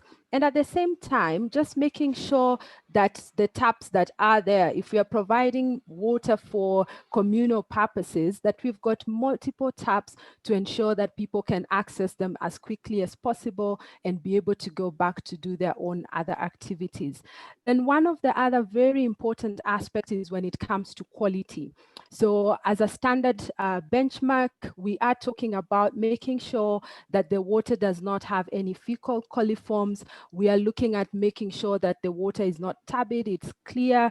And remember also, clear water doesn't mean safe water for drinking. So making sure that where we are responsible for providing water for people, we are actually testing the water to look at all the other qualities of the water that are needed for human consumption. So we have guidelines on the different tests, and I'm sure in every country, including India, we've got government laboratories where we can actually make sure that our water is tested and we have it in the right recommended quality for people to consume. One of the other things that we need to bear in mind when we are talking about water supply is we are looking at providing water for people. And one of the aspects that emergencies really struggle with, but it's very important, is to make sure we are thinking of the sustainability from the beginning. So management of these water supplies. So do we have a committee that is in place? And is this committee trained? Are they able to understand how to manage the water supply once the humanitarian agency exits that particular location? So in the view of addressing the access, quantity, and quality of water, we need to also remember that water resource management is a very important thing. And many times our development colleagues are always accusing us in the humanitarian sector of not being very keen on how the water supply is actually managed. And then we create problems once we leave that particular humanitarian response. So it is very important for us to understand that there is also that aspect of making sure management is addressed right from the beginning of the emergency. Then next, we've got sanitation. And for sanitation, really, we are focusing on two things. So for sanitation facilities, our benchmarks should be towards making sure that the excreta is properly managed all the way from providing access to toilets and making sure toilets are used properly and maintained to the final disposal and treatment of excreta management. So first, we've got this huge component of just handling the excreta. And for humanitarian responses, our focus is really to get out of having human excreta in the environment in a way that it is not safely managed. So at the beginning of the response, we've got things like a benchmark of just providing access to toilets. So at that point, sometimes we don't really focus so much on the ratio of the latrine to the people that we are serving. The focus is really access, because we don't want to have any open defecation at that point. But as we progress, so from say the first month, second month, if it's a group of people, whether it's IDPs or it's a camp situation or people that have been affected by say the cyclone, they've lost all their homes, they've lost all their latrines. At first, really the focus is to provide access, make sure that they have a place they can be able to ease themselves. But then we need to remember, once we've addressed the access issue, we need now to move to more and more issues on the ratio and also the friendliness of the facility. So at this point, we are talking about making sure that these facilities that are provided for people are actually used by the people we are providing them for. So it means more consultation with the targeted users to provide latrines that are probably segregated according to gender, have inclusivity aspects, people with special needs, making sure that also they are close to where people can use them, looking at privacy issues, looking at security issues, making sure that all the protection and sort of gender aspects and inclusion aspects are incorporated. So then at that point, we move to the standards of say one facility per 20 users. And if budget allows, we can also get one facility per household so that we are not sharing the latrines, but we actually have latrines per family. Then when we come about to the final disposal and treatment, this really depends on the different options that are available in a particular context. So the goal is to make sure if we are using latrines that need to be dislodged, for example, that there is actually thought in terms of how we collect the sludge, how we transport it, and how we safely dispose it, and also be able to treat it before we emit it into the environment. So that whole aspect, we've got also certain parameters or standards or benchmarks that are available in the country in terms of how we make sure that we work together with the local authorities, the government, that department on the sanitation issues to make sure that the treatment is very well done before we release it to the effluent, to the environment. Then the second aspect of the sanitation is really solid waste management. So once we've dealt with the excreta as emergency responders, we need to make sure also the solid waste that is being produced at household level and also at community level is properly managed. So some of the benchmarks that we have on this is really to provide bins that are able to segregate what is biodegradable and what is not, what can be recycled. And so making sure that we've got a system of managing the solid waste in an environmentally friendly manner. Then the other aspect of the WASH is really the hygiene promotion. And I've had lots of input that have already been shared on the different aspects that we need to deal with this. The reason I put the gender and inclusion aspects under hygiene promotion is because really hygiene promotion is where we do the awareness and the mobilization of communities. And even though the gender and inclusion does play a part or is part of the water supply and sanitation, it is this arm of hygiene promotion where we get to really mobilize communities on all the aspects of WASH. So whether you're forming a committee on the water management, that is an aspect of really mobilizing the community to understand their public health risks that relate to lack of or access to water that is of good quality. So we need to make sure that even in our own hygiene promotion as humanitarian workers, that we are not just looking at giving awareness and mobilization, but gender and inclusion aspects are very, very important. So some of the standards that we have across board for the hygiene promotion, when we talk of awareness, of course, as humanitarian workers, we are talking about providing the number of volunteers that can be able to reach the population that we are engaging with. So the standard is 1 to 500, but especially as we continue to engage with the community, should the budget allow, we should be able to increase more of the one-on-one communication, which means we need more and more volunteers engaging directly with the communities.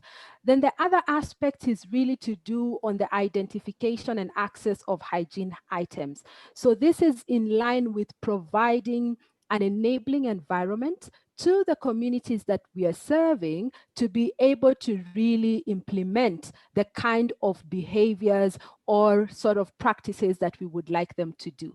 So here we've got standards on soap, we've got standards on what we need to provide like hand washing facilities, and all this should be done in line with the government ministry, because again, the standards for hygiene items do vary from the type of response that we are talking about. So for instance, you find in most scenarios, UNICEF and the Ministry of Education works a lot on developing standards for schools. And so those standards then act as our benchmark in making sure that the amount of soap that is provided, the amount of hand washing facilities that are provided in particular schools are complying to the specific standards that have been set out. Then the other thing is really this to do with menstrual hygiene management. This has become a big concern, and it is there in the global sphere standards. And again, we want to replicate this also in the different responses that we have.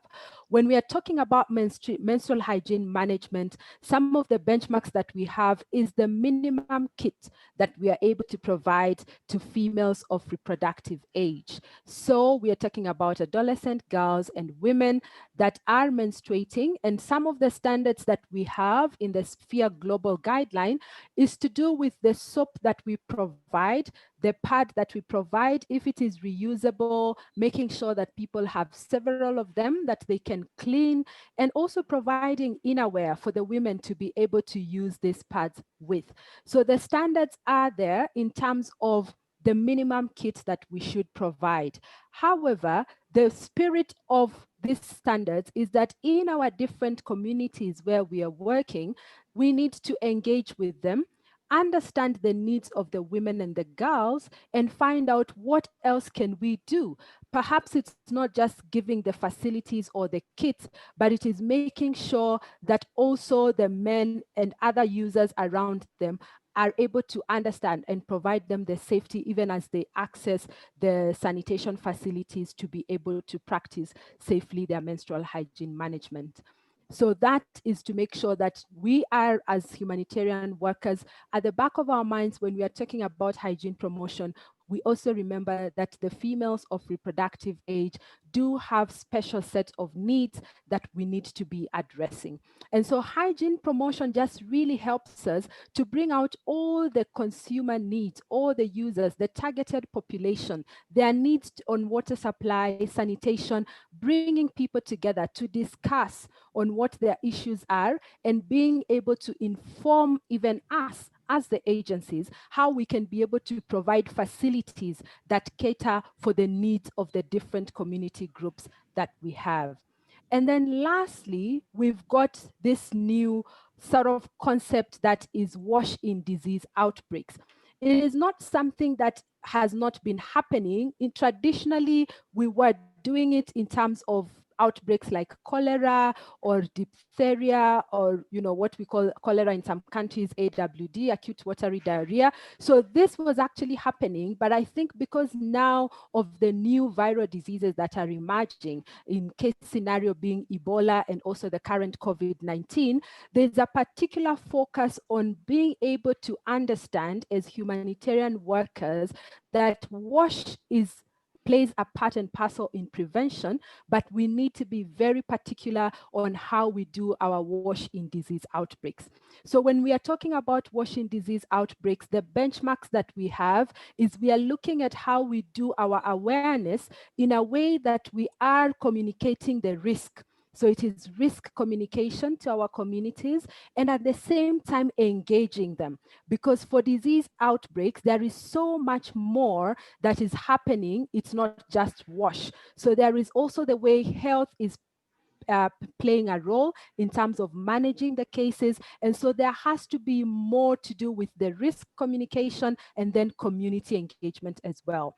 And then the other aspect of the washing disease outbreaks is the infection prevention control, which is what many times as WASH humanitarian agencies, we focus so much on. And it is about making sure that we are protecting our staff and also the community. So we are talking about things like personal prevention equipment. Where we are experiencing deaths in the communities we are working, there has to be an aspect of managing the dead.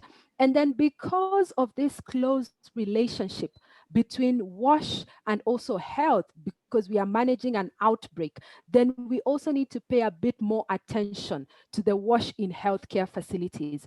And most of the benchmarks for WASH in diseases, they are very specific to the outbreak. So as a guideline globally, Sphere will just outline some of the issues that we need to make sure we are looking into. But for the disease and for the specific country, because as we all know, that governments are in the forefront of leading the epidemics. So it is gonna likely be the Ministry of Health, of Public Health, working together with all the other ministries. And so for the specific benchmarks for an outbreak, that needs to be done in accordance to what the government has laid out. So like for COVID, we know very well the government of India has laid out some protocols in terms of we need to have our masks on, we need to make sure that we report if someone is sick and we access the health facilities, washing hands frequently, disinfecting our surfaces. So every disease outbreak will have its own specific benchmarks that are developed by the ministry, of course, in consultation with other partners. And so our role as humanitarian agencies is to make sure that we highlight these standards and we follow them and we support also our partners to do the same. So at this point, I'm going to just hand over to my colleague Niha, who is based, I think, in Kerala, to tell us a few of the challenges, because as much as we've got benchmarks that are very clear, and we know even for sanitation, we want one latrine for 20 people. Sometimes it is not as easy as possible, especially for India, looking at the population that we have, to actually be able to follow all those benchmarks that I've been able to highlight. So over to you, Niha. Caroline, Yes. excuse me, apologies. I think we are slightly running out of time at this point. Would it Sorry. be possible if we can share the PPT with us, and we'll share it with the participants so that we Yes, sure.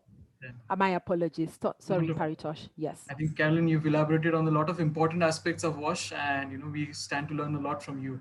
And I think it will be quite a good resource for the participants that we have today to understand and learn from the presentation that you've shared today. I would now request Mr. Raman from the WaterAid India to take the stage and speak on the challenges and the importance of raising resources so as to meet WASH requirements in India. Raman, over to you. Thank you. All right. Thank you, Paritosh and all colleagues around. While we were, putting together this sector handbook, we tried to look at various requirements that the WASH sector response would require when specific kind of disaster takes place. Am I audible, Paritosh? Yes, Raman, loud and clear. All right, thank you. So one of the critical thing, if you look at the handbook is ready and various partners are there, and disasters are also. We are right in the middle of a health disaster, as rightly said by my previous speakers. That this health, although it is labeled as a health disaster, because of the prevention happens through WASH. So the major actor becomes WASH, and so that is where the WASH sector becomes WASH sector's role becomes quite central when it comes to any disaster.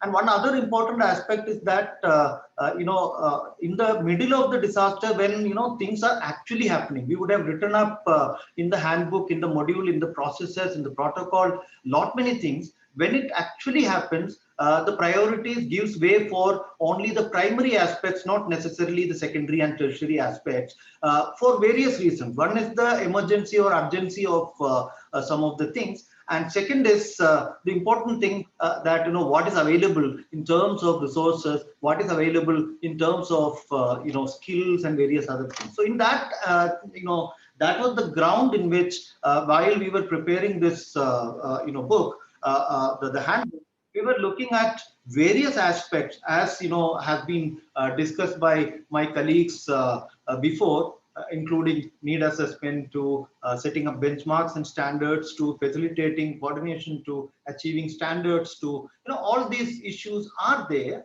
And if at all we need to achieve all this, how to achieve them when a specific disaster is actually happening. So that is where we would require different kinds of resources. And for setting up all that resources, financial resources becomes important, but still it's important which all are the resources to actually achieve a better WASH sector. Not only WASH sector, because this particular area is cross-cutting, so that is also one challenge. While putting up the resource requirements and while mobilizing resources, it's also important that WASH sector is getting all the requirements that it is having. That is one thing. And secondly, it is not dominating or over playing or underplaying any other sector. This is something. So in a disaster front, it is important that we need to get the importance of the WASH sector accepted and agreed by everyone.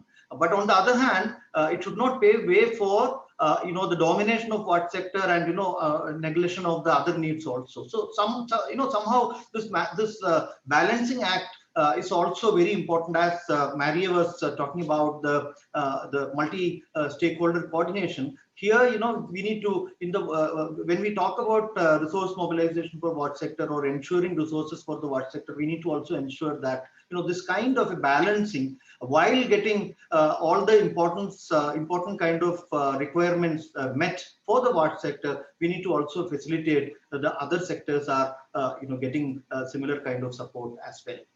So in this, we need to have human resources, which is quite important.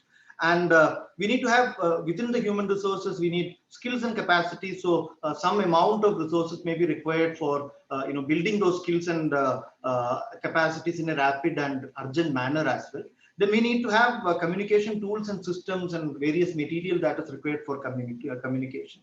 Watch communication, I mean here. And then we need, as pointed out here, data collection tools, analysis tools, and various resources and systems required for those purposes. Then we need to also, we also would require some kind of technical resources, and then we will require infrastructure specifically, some stopgap and some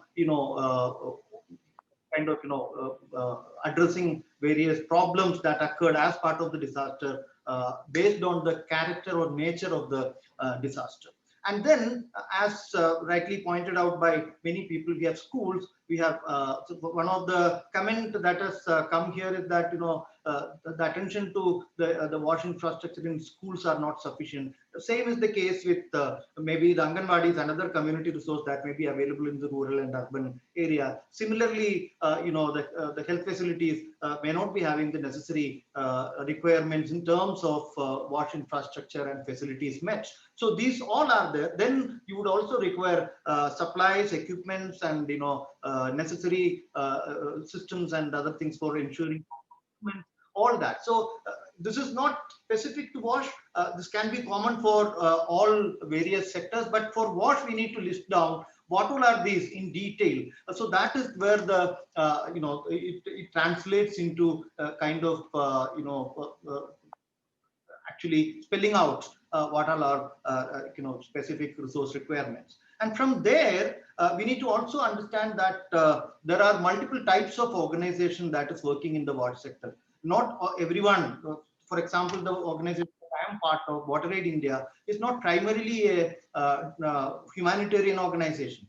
While when it comes to a disaster front, we may act for some time as a some extended work of humanitarian action we may take up, but our major focus is on development. So development organization, what kind of role they can play in disasters, and humanitarian organization, what kind of leadership they can play in disasters, and also the other organization, maybe on philanthropy and various other kind of focus can have. So how to bring all of them into the arena and then to get them contribute in the way they can in terms of various resources. When we talk about resources, not only in terms of finances, it can be in terms of kind, in terms of human resources, in terms of many other ways and also while we are talking about resource mobilization, this is a critical time that the kind of financial resources that is available, there are a lot of new kinds of restrictions that has come in place. So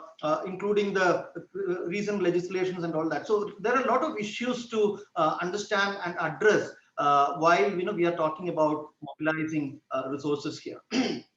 And so finally, to come into what we thought about this while preparing this handbook, one of the key discussion over the last 2-3 months, we were discussing on various aspects, and we reached to this kind of a document now. So one is that how to prepare a very comprehensive flash appeal for the water sector requirements was one of the key things, wherein there should be an initial response plan. Then what are the life-saving needs and what are the early recovery initiatives, what are the response strategies, what are the roles and responsibilities of various stakeholders. All these needs to be clarified based on the initial rapid need assessment, joint need assessment, and also some of the early estimates that is available. And then also by looking at what will be covered by the government and what the government cannot cover. So that these kinds of estimates we will have to very quickly do. So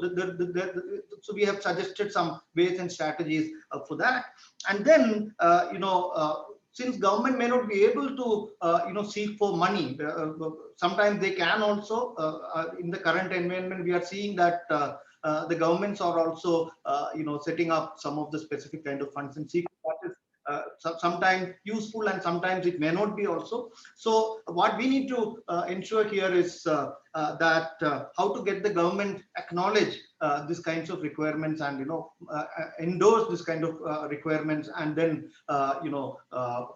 kind of facilitate the call that is put up for the watch sector requirement. So we need to look at all the various needs comprehensively. That is one thing, and all what needs to be very clearly covered. Since a common activity for various other sectors also would require resources, so we need to balance this, as I told. And then one of the important thing that came was it is not just about immediate response for the disaster. It's also about the post disaster requirement. So that is also one other thing.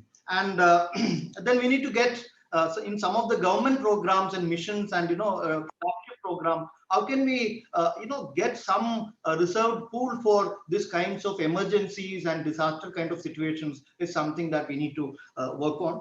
And then there should be process for preparing these flash appeals and putting it out as well. So that includes getting the ministries such as Ministry of Jal Shakti, Ministry of Housing and Urban Affairs, state departments on water supply and sanitation, and also the district magistrate and the subdivisional magistrate officers, municipalities or the block administrations, whichever is important for all the kind of government bodies.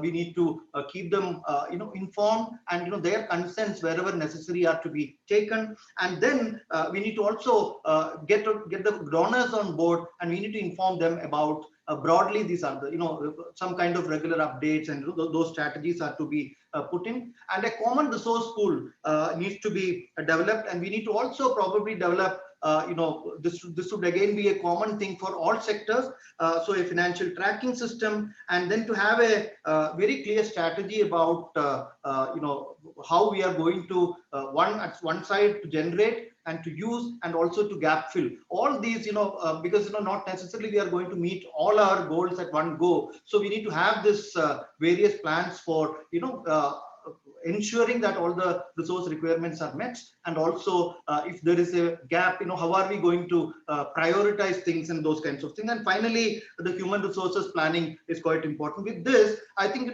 these are the key elements of things that we need to prioritize. All these details are we have tried to cover in the handbook. Paritosh, over to you. Thank you so much. Thank you, Raman, so much. I think you've raised quite valid points that when we are looking at funding, it should be equitable funding. Perhaps sometimes WASH might require more funding, education might not be, sometimes it might be the other case around. So there should be some equity. We should make sure that everybody receives as much as they can possibly to meet their demands and needs. At the same time, thank you, Raman, for elaborating upon your experience of drafting the handbook and reflecting on certain aspects that we have included therein. I thank you, all panelists who have gathered here today for this wonderful session and for your brilliant insights that we've heard throughout the day.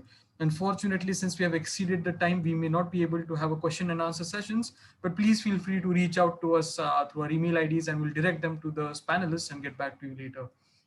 I also take this opportunity to thank everybody who joined us in the inaugural panel session, including Shri Anil Kumar Sinha, who had so graciously accepted to be the moderator for the session.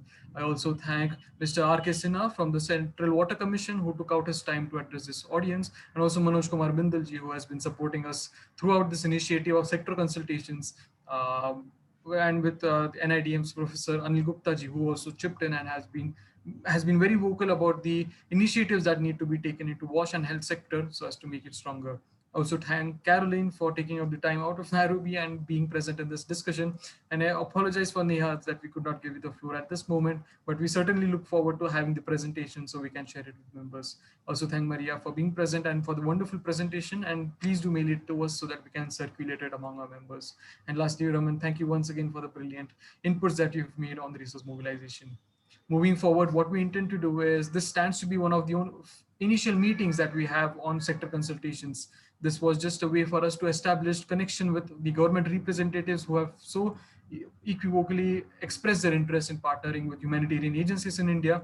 And I believe we as a sector have certainly some recommendations and some support that we can give to government officials and help in their endeavor to to make India a disaster resilient country. Moving forward, we'll have a certain such sector consultations and we'll keep you abreast. At the same time, all the inputs that we've received in today's session have been noted down, and they will be used to strengthen the WASH sector handbook even more. I thank you once again, and I look forward to connecting with you all over. Thank you once again, and I shall see you tomorrow at 11 a.m. for the food and nutrition sector consultation, which will be again moderated by Shri Anil Kumar Sinha ji. Thank you so much once again, everyone, for taking your time out, and I look forward to being in touch with you. All right. Thank you.